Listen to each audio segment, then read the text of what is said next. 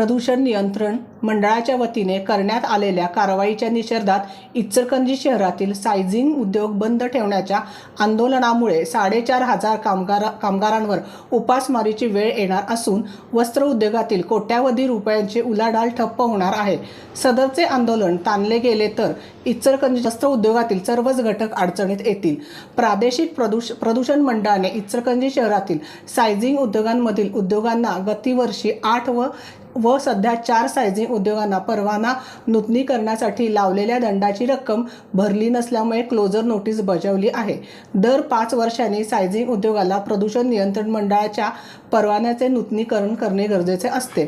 यासाठी सायझिंग धारकांनी रितसर अर्ज करून नूतनीकरणासाठी असणारी आवश्यक भरली असतानाही ऑगस्ट 2023 मधील परिपत्रकाचा आधार घेत दंडाची आकारणी करण्याच्या नोटीस बजावल्या होत्या। सदरची नोटीस ही या बेकायदेशीर असून कोणतेही प्रदूषण होत नसताना सदरच्या काढलेल्या नोटिसा या बेकायदेशीर आहेत असे सायझिंग धारकांचे मत असून अशा नोटिसा मागे घेऊन वीज पुरवठा खंडित केलेल्या सायझिंग धारकांना रिस्टार्टचा आदेश दिल्याशिवाय सायझिंग धारकांचा संप मागे घेण्यात येणार नसल्याचा भूमिकेवर सायझिंग धारक ठाम आहेत।